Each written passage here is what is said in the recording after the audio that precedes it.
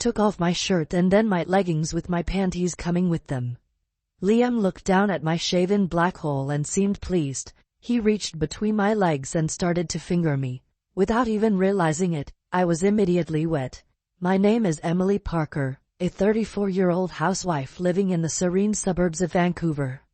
I have a curvy figure, with measurements of 36, 28, 38, and while I don't often think much about my appearance, I've always been told I have an approachable beauty.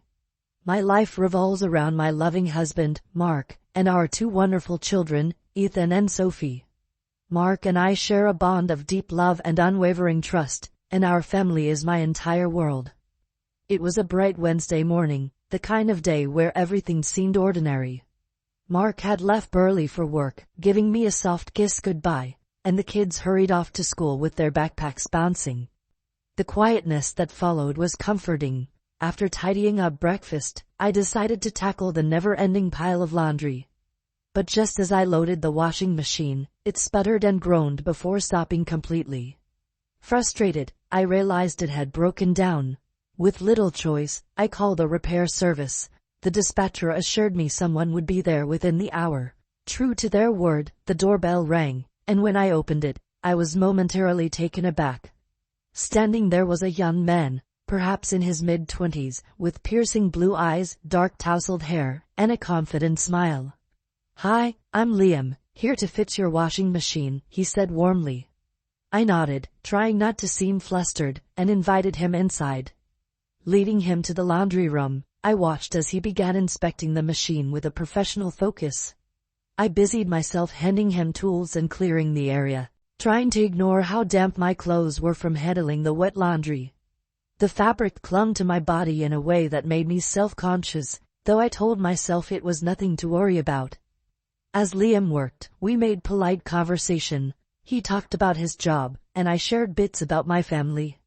His friendly demeanor put me at ease, but I couldn't shake the way his eyes lingered just a moment too long whenever they met mine. At one point, as I bent down to retrieve a fallen screwdriver, I noticed him looking at me. His gaze was steady and intense, and I felt a blush creeping up my neck. "You're really kind to help out," he said, his voice soft. "Most people just leave me to it." I laughed nervously, brushing a strand of hair behind my ear, and tried to refocus on the task at hand. But his compliments grew more personal. "You have such a warm energy about you," he remarked. Then, after a pause, he added, "And you're absolutely stunning." I was caught off guard. It's been years since anyone other than Mark complimented me like that. At first, I laughed it off, brushing his words aside, but deep down, they stirred something within me. His words brought a mix of flattery and unease, a reminder of a version of myself I hadn't thought about in years. As I turned to leave the room, his hand brushed mine. The contact was electric, and I froze. He stepped closer, his voice barely above a whisper. "Emily, you're incredible," he said, his gaze locking onto mine. My mind screamed at me to step away, to end this moment before it spiraled out of control. "Liam," I began, my voice trembling, "this isn't right." But his persistence wore me down. He spoke of my beauty, my charm, in ways that left me feeling both vulnerable and desired. It was intoxicating, and for a fleeting moment, I allowed myself to be swept up in the emotions. The air between us was thick with tension, and before I could fully process what was happening, we crossed a line I could never uncross. When it was over, the weight of what I had done crushed me. Liam left shortly after, leaving me alone in the laundry room. The silence was deafening. Tears streamed down my face as guilt and regret consumed me.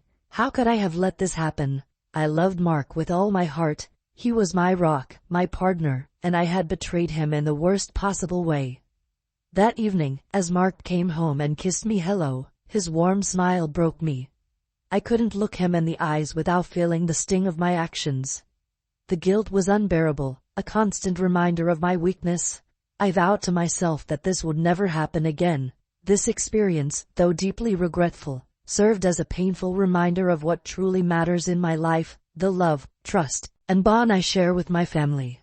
Mark's love is a gift I never want to take for granted, and I resolve to cherish and protect it with every fiber of my being.